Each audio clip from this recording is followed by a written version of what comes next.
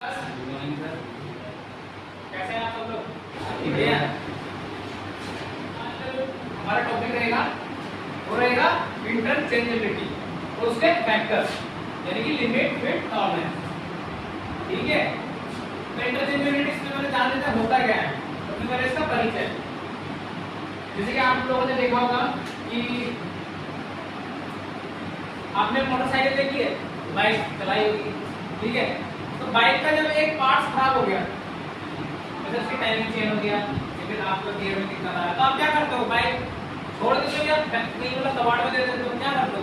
Part change करते हैं। Part change करो, कहाँ जाओगे? गैरेज में जाओगे ना, मैकेनिक के पास। आप मैकेनिक के पास जाओगे तो क्या बोलोगे? इसके पार्ट में दिक्कत आ रही है, तो क्या करेगा? उसका पार्ट्स बनाएगा या फिर सीधा किसी भी चीज में बिना मशीनिंग किए वो चीज उसमें फिट हो जाती है। मशीनिंग समझ गए? उसमें कुछ मशीनिंग करने की जरूरत नहीं है, लाए आप उसी को कंपनी का पार्ट्स लाए जो भी है लगा दिया आपने। बोतल देखे होंगे आपने प्लास्टिक जो आप पीते हो कोल्ड ड्रिंक, उसका एक दूसरे पे लग जाता है ना, उसका जो टैप होता है उसका दूसरी बोतल पे भी लग जाएगा, उसी कंपनी का जो होगा। क्लियर है? ये जो गुण होता है वो इंटरचेंजेबिलिटी होता है, बिना यूजता। ठीक है, तो देख लेते हैं हम इसको। इसमें लिखा है कि जब एक ही तरह के अधिक मात्रा के पार्ट्स बनाते हो कि बिल्कुल एक ही साइज व सेम और शुद्धता में एक दूसरे की जगह क्या होते हैं? फिट हो जाते हैं। समझ रहे हो आप? विनिमयशीलता या इंटरचेंजेबिलिटी कहलाती है। विनिमयशीलता प्राप्त करने के लिए पार्ट्स पर कुछ निश्चित लिमिट निर्धारित की जाती है, इसमें कुछ ना कुछ लिमिट दी गई होगी मतलब। ठीक है, और इंटरचेंजेबिलिटी में क्या है एडवांटेज क्या होते हैं, मतलब उसके फायदे। ये चीज बनाई गई, इस चीज के फायदे क्या हैं? उसमें कुछ चीजें होती है उसके फायदे होते हैं ना।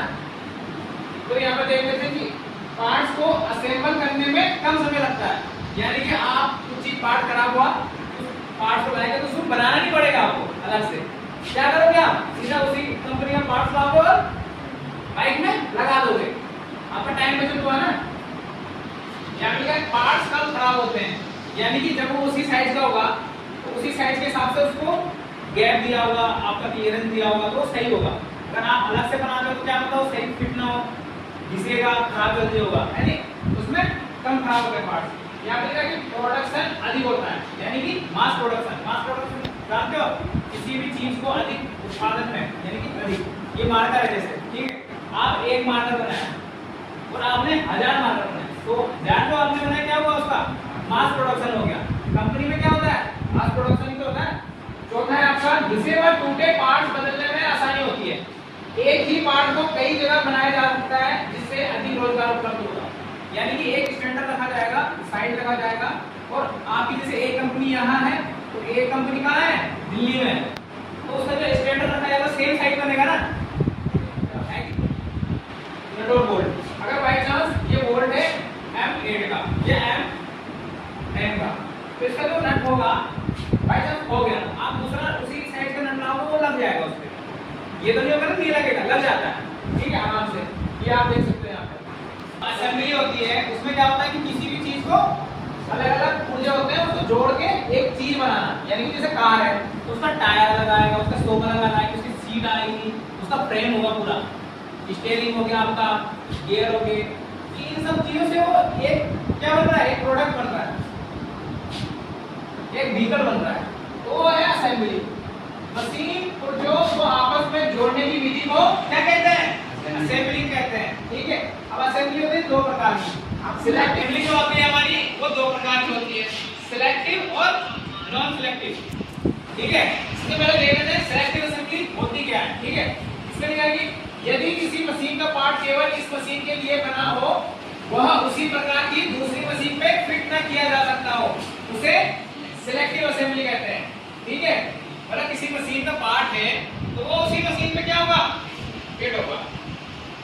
नॉन सिलेक्टिव में क्या होगा आपका? जब एक ही प्रकार की मशीन के पुर्जे आसानी से उसी प्रकार की दूसरी मशीनों पर बिना किसी बदलाव के फिट किया जा सकता है, जैसे कि ये होल्डर हो गया और ये क्या हो गया? बल्ब हो गया। ठीक है, तो क्या करोगे आप? ये बल्ब, अगर ये बल्ब खराब हो गया दूसरा आएगा वो फिट हो जाएगा, उसमें हो जाता है ना होल्डर में। उसमें लिखा है उसे नॉन सिलेक्टिव असेंबली कहते हैं। नॉन सिलेक्टिव असेंबली में में पार्ट्स इंटरचेंजेबल बनते हैं। इसमें क्या होगा, सिलेक्टिव में क्या होगा, सिलेक्टिव में आपको टाइम लगेगा। पता है कैसे, एक मशीन है जैसे, उसका जो पार्ट्स है वो दूसरी मशीन में लगेगा, उसका पार्ट उसी में लगेगा। यानी कि आपको कई बार क्या करना पड़ेगा, उस मशीन का साइड लेना पड़ेगा जो पार्ट्स खराब हो गया। ठीक है, नॉन सिलेक्टिव में क्या होगा, आपका इंटरचेंजेबिलिटी का गुण है। नॉन सिलेक्टिव में आपको सिलेक्ट नहीं करना पड़ेगा, आपको सीधा कंपनी करना। सबसे पहले आपका आएगा, क्या आएगा आपका, साइड। ठीक है, अभी हम इसके फैक्टर पे जा रहे हैं जो इंटरचेंजेबिलिटी होती है। अब कोई चीज हम फिट कर रहे हैं तो वहां पे साइड मैटर करता है ना, इसका साइड है, कितनी लिमिट है। ठीक है, उसके पहले हम साइड पे आ जाते हैं। अब इसका साइड जो है, किसी पार्ट की लंबाई, चौड़ाई, मोटाई, ऊंचाई, व्यास और गहराई आदि को मीट्रिक या ब्रिटिश प्रणाली में जिस संख्या में व्यक्त किया जाता है उसे साइड कहते हैं। अब इसमें लिखा है कि ड्राइंग में पार्ट या जॉब का वह साइज जिसे आधार मानकर लिमिट साइज निर्धारित किए जाते हैं। आपकी ड्राइंग है, किसी भी चीज की पहले क्या बनती है, चेयर है, मेज है, स्मार्ट बोर्ड है, व्हाइट बोर्ड है, दरवाजा है, कुछ भी है। इंजीनियरिंग लाइन में क्या होता है, ड्राइंग बनती है पहले। ये बोला कि ड्राइंग में पार्ट या जॉब का वह साइज जिसे आधार मानकर लिमिट साइज निर्धारित किया जाता है। यानी कि अगर इसका ड्राइंग है, ठीक है, उसमें क्या दिया है, इसका 50 mm दिया। ठीक है, तो 50 mm हम मान के उसको, उस चीज को बनाएंगे, उस चीज को क्या करेंगे, मैन्युफैक्चर करेंगे। ठीक है, तो उसे कह रहे हैं इसी साइज के ऊपर टॉलरेंस दी जाती है। टॉलरेंस हम आगे जाके भी पढ़ेंगे। ठीक है, अब आते हैं इसका एक्चुअल साइज पे। ठीक है, एक्चुअल साइज क्या होता है, कारीगर द्वारा तैयार जॉब के मापने पर जो साइज प्राप्त होता है उसे एक्चुअल साइज यानी कि वास्तविक माप या साइज कहते हैं। ठीक है, अब कार्य ज्यादा हो जाएगा उसकी, समझ रहे हो, क्लियर है। अब आते हैं इसका फैक्टर है जो लिमिट। अब लिमिट क्या होता है, तो लिमिट कितने परसेंट साइज में किसी पार्ट या जॉब को बनाना पड़े तो 5% पार्ट ठीक माप में बन सकेंगे और 95% खराब बनेंगे। कहना क्या चाहता है, अगर बेसिक साइज में कि हमने जो डायमेंशन दी है 50 mm, उसमें अगर 50 mm के अकॉर्डिंग बनाएंगे तो उसमें 5 के कारण और माप लेने वाले जो औजार होते हैं उनकी त्रुटि यानी कि एरर आ जाता है। जैसे कि फिर कारीगर की लापरवाही से भी हो सकती है। तो वो ये बोला कि ये किस कारण से इसमें दिक्कत आ रही है, ये तो देखो जो काम कर रहा है उसका इंटरेस्ट नहीं है, उसका ध्यान नहीं हो रहा है, तो वो वहाँ गलती कर रहा है। दूसरी बात क्या लिखा है कि मशीन की सेटिंग में अंतर। अब मान लो आपने मशीन ली है, ठीक है, मशीन ली है, उसे हो गए कम से कम 10 साल, कुछ ना कुछ करना आएगा ना, उसकी आएगा ना। दूसरा टूल किसने, आपका टूल जो चला रहा है 1 महीना हो गया, 2 महीना आपने कराई नहीं किया, खराब होगा ना, इतनी एक्यूरेसी नहीं दे पाएगा वो। ठीक है, और दूसरा जो औजार होते हैं, वर्नियर कैलिपर हो गया, उसमें आता है ना, एरर आता है ना, यही है, वो यही बोला है। किन कारणों से ये हो सकता है, इन कारणों को ध्यान में रखकर जॉब को उसके बेसिक साइज से थोड़ा कम व थोड़ा अधिक बनाने की छूट रखी जाती है। तो अब उन्होंने मान लिया कि हाँ कि बिल्कुल एक्यूरेट तो बन नहीं सकता, तो उन्होंने क्या दिया, एक क्राइटेरिया दे दिया कि इतने से इतने रेंज कि 25, अब प्लस में चले जाओ तो 0.05 mm और माइनस में चले जाओ तो 0.03 mm। इसके बीच में हमें पीस चाहिए ही चाहिए, इससे ऊपर होगा तो खराब माना जाएगा, उससे नीचे होगा। मतलब उसने साइज क्या दिया है 25 mm, वो है अपर लिमिट या हाई लिमिट, अपर लिमिट या हाई लिमिट, लोअर लिमिट या लो लिमिट कह सकते हो। ठीक है, तो वो बोला कि किसी जॉब को उसके बेसिक साइज से जितना अधिक बनाने की छूट दी जाती है उसे क्या कहते हैं, अपर लिमिट या हाई लिमिट। आपका बेसिक साइज दिया गया है, उसमें ये ऊपर वाला क्या है आपका अपर लिमिट है, हाई लिमिट है, इतना तुम अधिक बना सकते हो और इससे ज्यादा नहीं सकते। वही चीज लोअर लिमिट में क्या किया उसने कि किसी जॉब को उसके बेसिक साइज से जितना कम बनाने की छूट दी जाती है उसे लोअर लिमिट कहते हैं। जैसे कि यहाँ पे 0.03 यानी कि 25% कितना आएगा 24.97, कितना आएगा 97 आएगा ना, तो वो आपकी क्या होगी लोअर लिमिट होगी। और हाई लिमिट क्या होगी 25.05 वो आपकी हाइट, ठीक है।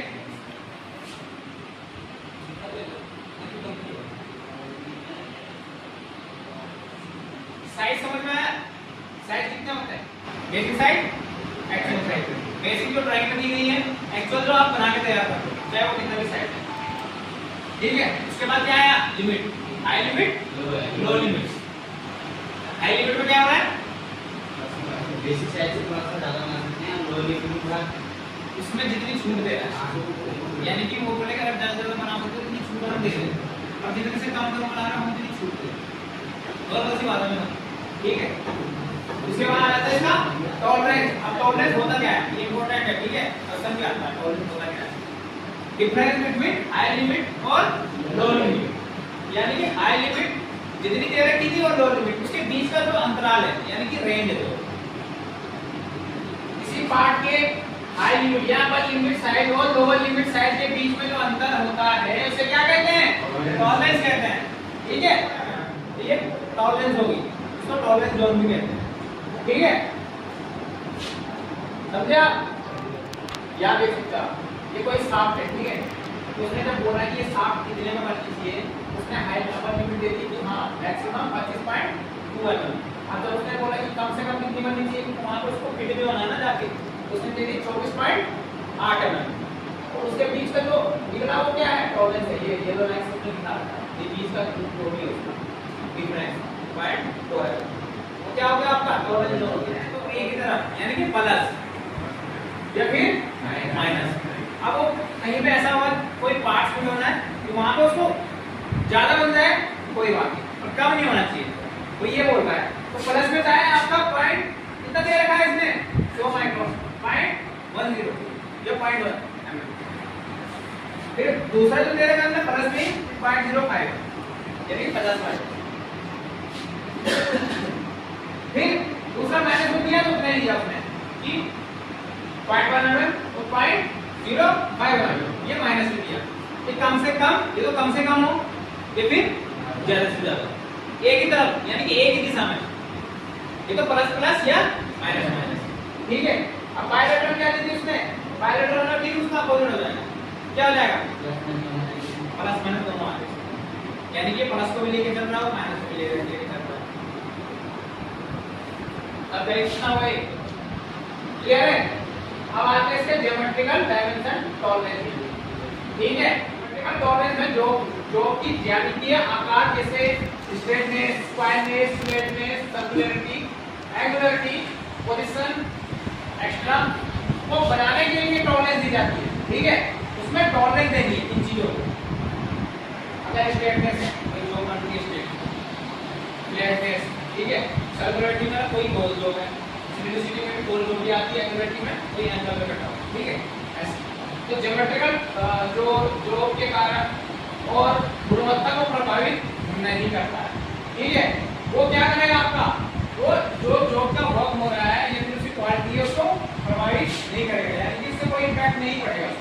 ज्योमेट्रिकल टॉलरेंस को नीचे कैटेगरी में बांटा गया है, ठीक है। अब देख लेते हैं इसका किसके अनुसार दिया इसने। हम इसके आते हैं कि आपका फोन के हिसाब से जो आपकी विशेषताएं हैं, कि स्ट्रेटनेस हो गया आपका, उसका सिंबल क्या होगा आपका? बिल्कुल एक स्ट्रेट लाइन होगी, ठीक है। फ्लैटनेस का क्या होगा आपका? अब आप लोगों ने बर्फी दे दिया, बर्फी आई है ना बर्फी, तो एक स्क्वायर में होगी और एक डायमंड शेप में होगी, तो यही है, ठीक है। अब आप जैसे भी इसको याद करना चाहे उसको अपने हिसाब से याद कर सकते हो। सर्कुलेटरी में क्या हो गया आपका? रसगुल्ला हो गया, रसगुल्ला वाला शेप गोल, ठीक है। दूसरा सिलेंड्रिसिटी में, इसमें गोल होगा और साइड से एंगल में कोई लाइन खींची होगी उसको टच करके, ठीक है। अब आते हैं इसके एंगुलरिटी में। अब एंगल के लिए आप समझ सकते हो ना, ये एंगल में जा रहा है परपेंडिकुलर यानी कि लंबवत, ठीक है, ऐसे करके। और आपका पैरेलल यानी कि समांतर, तो उसमें क्या होगा आपका? ये, ठीक है। अब आते हैं लोकेशन यानी कि पोजीशन। पोजीशन देखा है आपने? देखा होगा आपको, जब स्नाइपर चलाता है आदमी इस तरह का सिंबल आता है उसमें टारगेट के लिए, यू करके और ये करके होगा, ठीक है। इस प्रकार से ड्राइंग में आता है। क्लियर है आपका? टॉलरेंस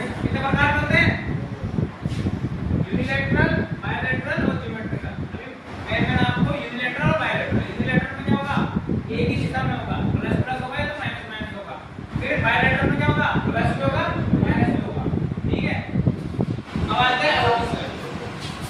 अलाउंस होता क्या है कि 2 फिट होने वाले पार्टों के साइज के अंतर को अलाउंस कहते हैं। यह जानबूझकर इच्छित फिट प्राप्त करने के लिए रखा जाता है। अब उसने क्या कहा कि 2 पार्ट फिट हो रहे हैं, आपका जैसे टर्निंग का 2 है, इस स्क्वायर की उसके अंदर 2 होगा, ठीक है। अब होल हो रहा है तो आप क्या करोगे, उसमें यहाँ पे उसके बीच में जानबूझकर एक जगह छोड़ी जाती है। इस चीज को बनाने में उसने टॉलरेंस दी थी, यहाँ ये ऑरेंज कलर से देख रहा हूँ, और जो बीच में उसने गैप छोड़ा है, जब वो स्लाइड करेंगे, फिक्सिंग करेंगे या उसके अंदर जाएगा तो उसमें अलाउंस भी लगेगा, आसानी से स्लाइड कर सकते हैं, ठीक है। तो वो दे रखा है उसने, यहाँ पे टॉलरेंस हो गया ये वाला ऑरेंज एरिया, ठीक है, ऊपर दिया है। अब जो टॉलरेंस दिया गया होगा वो शाफ्ट पे भी होगा और होल पे भी होगा, यानी कि जो हब बन रहा है उसका, आप समझते हो, जिसमें जाके वो रोड फिट होगी, हाउसिंग, ठीक है, दोनों तरफ। इसका लोअर लिमिट हो गया, अपर लिमिट हो गया। लोअर लिमिट उसने कहां से लेके की है, यहां से और यहां तक, और हाई लिमिट हो गई वो यहां से लेके ऊपर तक, कहां, जहां टॉलरेंस जाके मिल रहा है। और फिर टॉलरेंस कैसा आएगा, लोअर लिमिट और अपर लिमिट में से लोअर लिमिट को घटा देंगे, यानी कि ये वाली डायमेंशन से ये वाली डायमेंशन को घटा देंगे तो ऑटोमेटिक आपका टॉलरेंस निकल जाएगा। समझ में आ रहा है आपको, अभी बता दीजिए। अब अलाउंस होता है आपका 2 प्रकार का,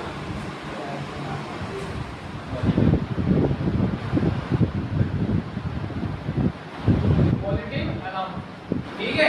अब पॉजिटिव अलाउंस क्या कह रहे हैं कि इसमें शाफ्ट का व्यास होल के व्यास से कम होगा।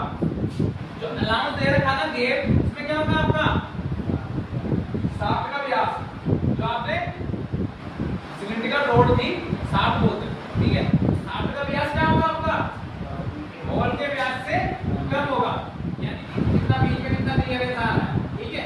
अब उसमें जो पॉजिटिव अलाउंस बनता है आपका, उसमें भी अलग दो प्रकार के जो होंगे, होगा अधिकतम पॉजिटिव और क्लियरेंस अलाउंस, यानी कि मैक्सिमम पॉजिटिव अलाउंस। अब जो होल का मैक्सिमम साइज हो जाएगा, ये होल का मैक्सिमम साइज हो गया, और शाफ्ट का न्यूनतम साइज क्या है, ये होल है, ठीक है। उसने क्या बोला है, होल का अधिकतम साइज कितना है,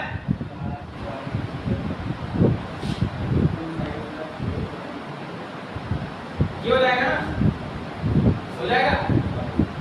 और उसने क्या बोला है, शाफ्ट का न्यूनतम साइज, शाफ्ट का न्यूनतम साइज कितना आ रहा है, ठीक है। तो आपका कितना आ रहा है 0.1 mm, ठीक है।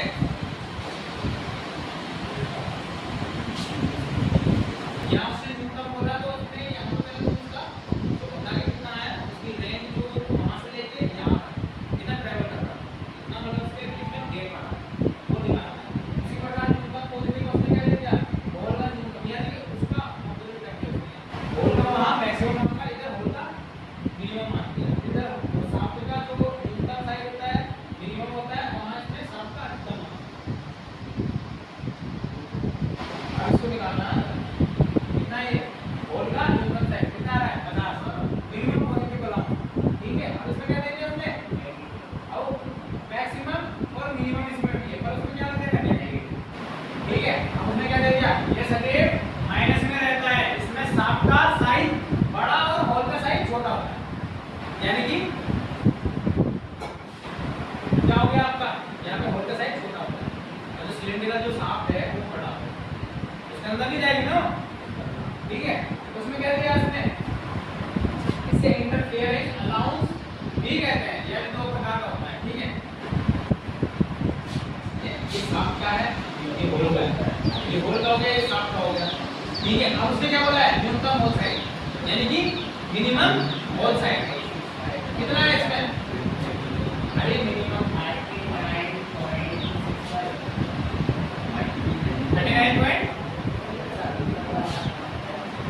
39.65, यानी आ गया।